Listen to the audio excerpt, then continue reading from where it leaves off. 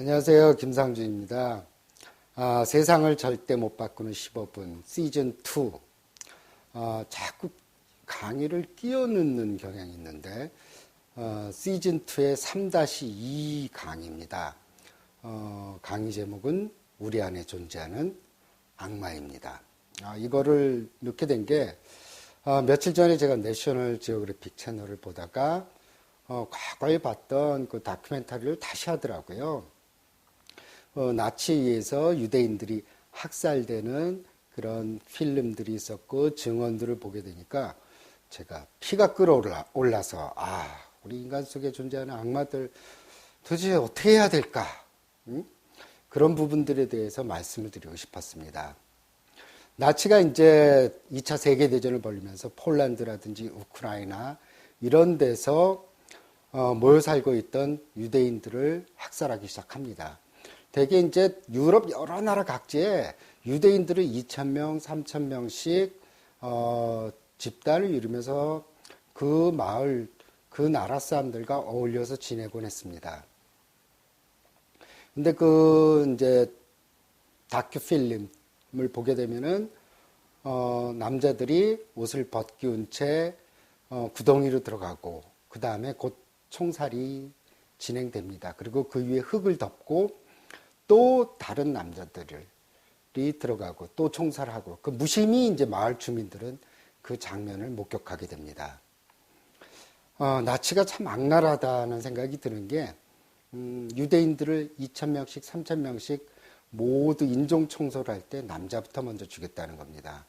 여자나 어린아이를 먼저 죽이게 되면 남자들이 잃을 게 없거든요. 그래서 저항을 할 수도 있다는 생각 때문에 남자부터 먼저 죽인 겁니다. 그런데 거기서 참 분명히 그 무심히 그것을 지켜보던 동네 주민들은 그 총살돼서 죽어가는 유대인들이 동네의 의사이기도 했고 동네의 선생님이기도 했고 동네 상점 주인이기도 했고 이웃처럼 지내던 사람들이었거든요. 근데 그냥 무심히 쳐다봅니다. 심지어 자원해서 총질을 해대던 사람들도 있었습니다. 이렇게 몇천 명 단위로 총살을 하게 되는 게 나치들은 너무 비능률적이다. 그래서 만든 게 아우슈비츠 수용소입니다. 대대적으로 그들 말에 의하면 능률적으로 유대인들을 말살해야 되겠다는 생각을 하게 돼서 전 유럽에 걸쳐 있는 유대인들을 수용소에 몰아넣어서 가스실에서 정말 단숨에 죽이고 화장터의 죄로 만들게 된 거죠. 그게 이제 그렇게 해서 600만 명의 유대인이 학살당하게 됐죠. 근데 가만히 생각해 보세요. 그게 1900년대 중반입니다. 지금부터 겨우 60여 년 전에 일어난 일이에요. 그리고 2차 세계대전 당시에 독일이 소련을 침공했거든요. 그 당시에 죽은 사람만 3천만 명입니다. 그런데 그 중에 대부분은 민간인들이었어요. 우리가 문명화됐다고 하거든요. 글자를 만들고 집을 짓고 도구를 만들고 자동차를 만들고 그 다음에 종교에 매달리고 이렇게 문명화되었다고 하는 이 시대에 600만 명이 학살되고 3천만 명 이상이 죽었다는 사건이에요. 그 2차 세계대전 당시에 일본도 한몫을 했죠. 난징 대학살이라 그래서 많은 사람들, 그 당시에 몇십만이 죽었다는 얘기까지 있는데 거기서 누가 먼저 많이 죽이느냐 내기를 해서 많이 죽인 사람에게 포상을 주기도 했다고 합니다. 그래서 중국계 미국인인 아이리스 장이라고 난징의 강간, 세계 제2차 대전에 잊혀진 홀로코스트라는 책을 아이리스 장이 1997년도 난징 대학살이 있은 지 60년이 되던 해에 출판하게 되었고 뉴욕타임즈에서 10주 동안 베스트셀러에 오르게 됐습니다. 그러면서 난징 대학살이 다시 재조명되게 됐죠. 하지만 아이리스 장은 일본 구구단체들, 물론 이제 이 책은 일본에서 출판이 불허가 됐고, 일본 구구단체들이 계속 협박하고 살해한다는 위협 속에서 아이리스 장은 그걸 참지 못하고 우울증에 시달리다가 결국은 2004년도에 권총자살을 하고 맙니다. 이런 인간의 광기가 또 얼마 전에, 바로 한 20여 년 전에 또 일어났죠. 세르비아, 유고슬라비아가 해체되면서 세르비아계들은 이슬람인들을 인종청소라는 명분하에서 죽이기 시작했습니다. 하지만 유고 연방이 해체되기 전까지는 서로의 종교를 존중하고 같은 거리를 걸었고 서로가 결혼을 하고 이웃사촌처럼 지내던 사람들이 서로가 서로를 악마로 보기 시작한 겁니다. 그게 얼마 전에 일어난 일이고요. 조금 더 멀리는 1917년에 이제 볼셰비키 혁명이 일어나게 되죠. 단지 기득권이라는 이유로, 지식인이라는 이유로, 그리고 자신의 이론에 동조하지 않는다는 이유로 스탈린은 대대적인 숙청을 하게 됩니다. 그래서 수백만 명의 사람들이 강제 수용소에서 죽어갔습니다. 그래서 솔지니친의 소설 이반 데니소비치의 하루라는 그런 노벨 문학상을 또 탄생시키기도 했던 그 무대가 바로 소련의 강제 노동 수용소였습니다. 이런 비극적인 사건은 중국에서도 일어났죠. 중국은 문화혁명이라는 이름 하에서 홍위병이라고 하죠.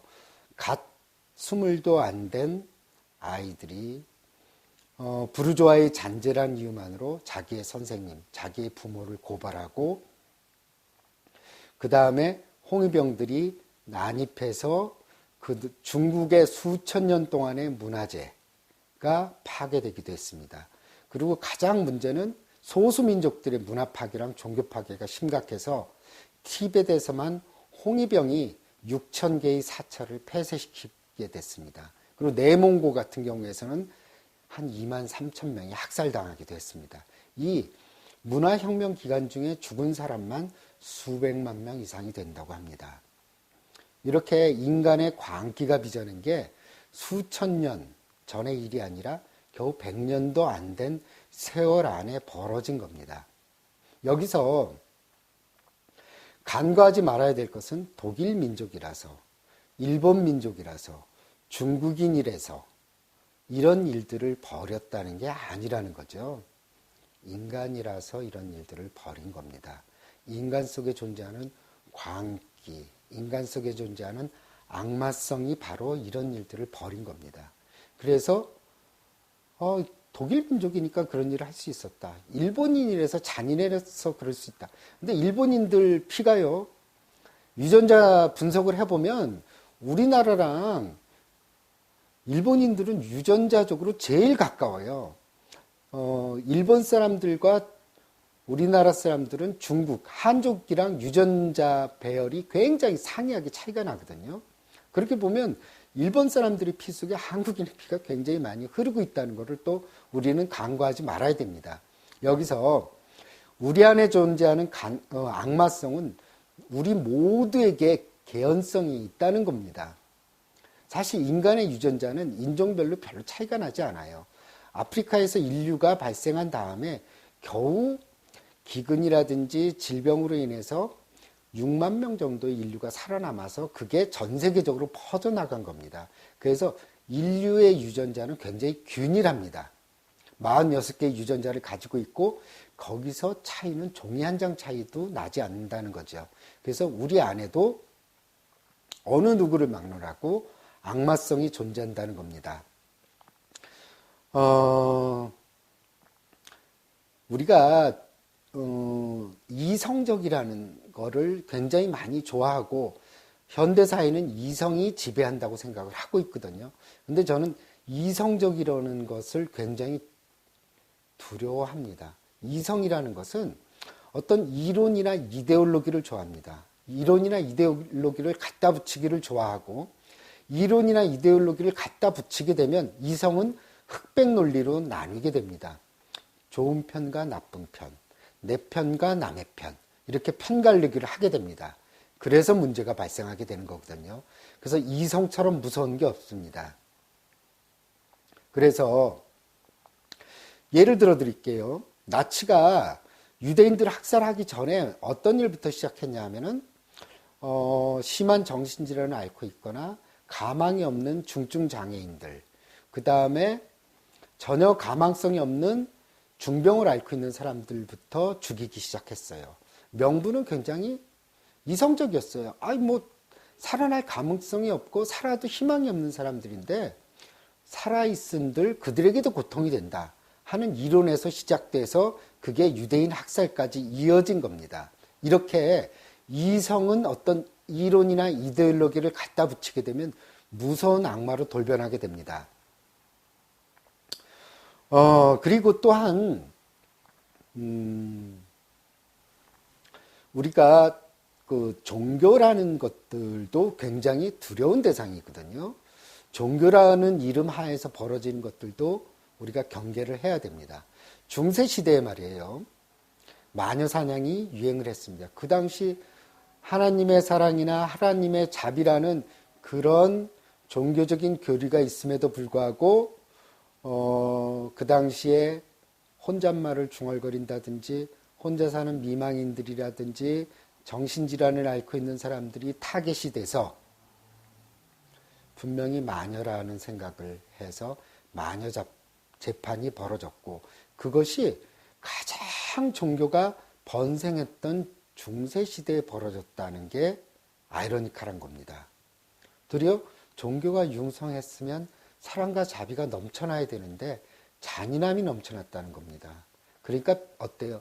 빛이 너무 강하면 어둠도 그만큼 깊게 마련이라는 겁니다. 그리고 종교 집단에는요, 악마가 끼어들기가 아주 쉬워요. 그래서 종교 집단에 악마가 끼어드는 게 얼마나 쉬운지 아세요? 왜냐하면 악마적인 그 성격을 가지고 있는 사람들은 말을 잘하고 다른 사람들을 현혹시키길 좋아하고 사람들의 성격을 파악하는 데 굉장히 능숙합니다. 그래서 어때요? 인민사원의 집단 자살을 이루게 한 게 짐 존스입니다. 이 짐 존스 목사는 실제로 목사 안수까지 받은 사람인데 우리가 말하는 사이코패스죠. 그는 처음에는 흑인이라든지 빈민층 마약 중독자들을 도와주는 활동부터 시작했습니다. 그래서 신망을 얻게 됐죠. 그리고 자기의 종교 집단을 만들고 점점 종교 집단이 무리하게 이끌고 가게 되고 미국 정부의 조사가 시작되니까 가이아나에 땅을 사서 1000여 명 정도를 이주시키게 됩니다. 하지만 어때요? 점점 더 옥죄어 들어오게 되자 이 세상에서는 살아갈 수 없다는 걸 얘기해서 모든 신도들에게 청산가리를 먹여서 997명이 집단 자살을 하게 됩니다. 증언에 따르면 집단 타살이라고도 할 수가 있죠. 이 현대사회는 이성이 지배하기 때문에 제가 두렵다고 말씀을 드렸습니다. 이런 이성이 교묘한 술책을 써서 이데올로기로 무장을 하게 되면 언제든지 우리를 악마로 변하게 합니다. 또 이데올로기 예를 들어볼게요. 공산주의 이론은 굉장히 좋습니다. 모두 다 공평하게 부를 나누자. 그리고 공평하게 일하자. 그런데 어떻게 됐습니까? 공산주의는 몰락하고 말았어요. 실패한 제도죠. 그거는 공산주의의 이론이 인간의 본성과 너무나 동떨어져 있었기 때문에 그래요. 인간은 원래가 이기적인 동물입니다. 인간은 다른 사람들보다 더 많은 부를 가지기를 원하고 더 잘 살기를 바랍니다. 당연히 중국 같은 경우 자본주의 문을 열게 되니까 갑자기 경제가 부흥해지고 경제성장 속도가 정말 눈부실 정도로 발달하기 시작하게 됐습니다. 이제 자기가 일을 많이 하면 많이 할수록 부를 쌓을 수가 있게 된 거거든요. 그러니까 공산주의에 비해서 자본주의 제도가 더 좋다는 것이 아니라 자본주의 제도가 최대의 아주 좋은 선택이라는 말씀이 아니라 자본주의는 인간의 생리에 맞는 제도예요. 그냥 인간의 본성에 맞춰서 그것이 만들어진 제도라는 거지 자본주의가 더 우수하다라고 저는 말씀드리고 싶지는 않아요.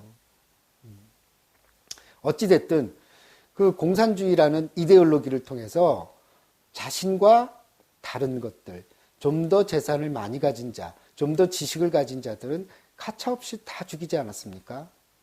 이렇게 이데올로기는 무서운 겁니다. 지금 현대사회에서 우리가 아이폰을 쓰고 아이패드를 가지고 있고 또 무선 인터넷망을 구축하고 또 우리가 카카오톡으로 수시로 사람들 사이에 연락을 하고 우리는 정말 그리고 스타벅스에서 커피를 한 잔 마시면서 우아하게 또 테이크아웃해서 한 잔 거리를 활보하고 정말 문명화된 것 같다는 착각을 하게 됩니다. 하지만 인터넷을 들어가 보세요. 우리 안에 악마성이 여전히 존재합니다. 그 타진유라는 단체가 있었죠. 타블로가 그렇게 스탠포드가 나왔는지 안 나왔는지 뭐가 그렇게 중요합니까? 하지만 어때요? 집요하게 물고 늘어지죠. 하지만 타블로가 그냥 졸업장 하나 제출하는 그걸로 끝난 일이거든요. 하지만 어때요? 그 사람을 자살 직전까지 몰고 갈 정도로 수만 명의 회원들이 모여서 타블로를 성토하지 않았습니까? 결국은 이게 법적인 제재를 받게 됐죠. 이렇게 어때요? 인간의 악마성은 어떤 빌미만 제공하면 어떤 사람들, 어떤 집단을 물어뜯고 찢어 갈기고 삼켜버리고 죽이려 들려 하는 본성이 우리 안에 깔려 있다는 겁니다. 그래서 지금이라고 해서 우리가 안심해서는 안 된다는 겁니다. 우리가 잘못된 교육을 받거나 잘못된 이데올로기, 잘못된 종교관을 가지게 되면 언제든지 우리는 아이폰과 아이패드를 통해서 더 많은 사람들에게 상처를 주고 더 많은 사람들에게 자살로 이끌 수 있고 우리의 악마성은 인터넷을 통해서 더 많이 퍼져나갈 수 있다는 것을 우리는 잊지 말아야 합니다. 저는 올해 대선을 앞두고 있죠. 대선 주자들은 모두 다 나라를 위해서 헌신하겠다고 합니다. 저는 말이에요. 이 지저스 크라이스트 컴플렉스라는 게 있어요. 뭐냐면 예수 컴플렉스죠. 온 세상을 구원하겠다는 컴플렉스입니다. 그 매트릭스라는 영화에서 키아누 리브스가 그 네오로 등장합니다. 그때 그 네오를 배신했던 한 사람이 시니컬하게 물어봐요. 넌 참 힘들겠다. 세상을 구원해야 되니까. 저도 그런 생각이 들거든요. 대선 주자들 정말 힘들겠다. 저렇게 우리나라를 구하려고 저렇게 애쓰고 있으니 말입니다. 지저스 크라이스트 컴플렉스에 빠지게 되면 세상을 구원하고자 하는 그런 부분들이 많아지는 대신에 자신은 없어질 수 있습니다. 저는 뿌리채 뽑겠다고 하는 사람들을 제일 두려워합니다.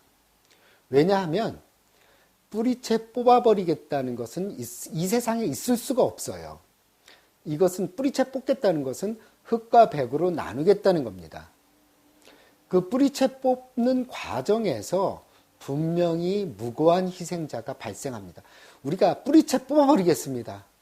저런 잘못된 관행은 완전히 없애버리겠습니다. 그러면 굉장히 통쾌하고 굉장히 기분이 좋죠. 하지만 그 이면에 그걸로 인해서 희생되고 또 그걸로 인해서 피해를 받고 그걸로 인해서 죽음까지 몰릴 사람도 있다는 것을 우리는 알아야 됩니다. 그래서 저는 그 전에 종암경찰서장인가요? 김강자 그 전 서장 그분이 말에 동감을 해요. 그분이 매춘을 없애겠다고 해서 모든 그 주변에 있던 사창가를 폐쇄하다시피 하고 여성단체들은 굉장히 환영을 했습니다. 근데 그분은 지금 다른 말을 해요. 그렇게 했더니 그게 완전히 없어지지가 않고 그게 어떤 밀매 형태로 음성적으로 퍼지더라. 그리고 또 하나는 사회적으로 성적인 접촉을 할 수 없는 장애인들이나 이런 사람들은 들의 어떤 성적인 그런 부분들에 대해서 해소할 수 있는 그런 부분들에 대한 공창제도는 있어야 되는 것은 아닌가, 이렇게 용기 있게 얘기를 했습니다. 그래서 이제 김강자 전 서장에 대해서 많은 여성단체들은 지금은 등을 돌려버리고 말았습니다. 그래서 말인데요, 저는 무엇을 완전히 없애겠다, 뿌리채 뽑아버리겠다 하는 것에 대한 두려움을 가지고 있습니다. 만약에 누가 그렇게 얘기를 한다든지 어떤 정치인이 그렇게 얘기를 한다면 그것에 대해서 경계를 해야 됩니다. 홍위병들도 처음에 그 의도는 맞았어요. 응? 자본주의의 잔재를 가지고 있고 자신의 부만 누리고 있고 어떤 특권 계급을 계속 누리려고 하는 기성세대를 다 없애겠다는 거였거든요. 하지만 그 결과는 수백만 명이 죽음으로 몰고 갔고 많은 사람들이 어떤 연극을 한다는 이유로, 어떤 예술에 빠져 있다는 이유로, 음악을 한다는 이유로 그것들을 모조리 빼앗기고 강제노동 수용소로 보내지고 말았습니다. 그것을 보여준 예가, 단적인 예가 패왕별이라는 영화 있죠. 경극을 했다는 이유로 인민재판에 소환되는 거죠. 그 영화를 꼭 보시기 바랍니다. 그래서 여러분, 항상 우리가 문명화됐다고 해서 우리 안에 존재하는 악마성을 잊어서는 안 됩니다. 항상 경계해야 되고 또 우리 안에 존재하는 그 부분들에 대해서 경각심을 가져야 되고, 누가 어떤 제도나 잘못된 관행, 이데올로기를 만들고 그것을 주장하는 것에 잘못 동조하게 되면은 너무나 많은 사람들이 희생될 수 있다는 것을 아셔야 됩니다. 제가 내셔널 지오그래픽 채널을 보고 유대인 학살의 그 다큐를 보고 제가 이 얘기는 꼭 해야 되겠다 하는 생각이 들어서 이 강의를 끼워 넣게 됐습니다. 너무 인간의 악마성에 대해서만 제가 오늘은 얘기를 했는데 인간 속에 존재하는 천사도 물론 존재합니다. 인간이 이렇게 번성하게 된 이유는 다른 동물과는 달리 협동하고 서로 도와주었기 때문입니다. 그것이 인류가 이렇게 번성하고 번창하고 또 공동체를 이루게 되었다는 한 이면이라는 것도 잊어서는 안 됩니다. 그래서 만약에 제가 다른 기회가 주어진다면 인간 속에 존재하는 천사, 악마 속에도 존재하는 천사에 대한 강의도 한번 해보겠습니다. 오늘 강의를 마치도록 하겠습니다. 감사합니다.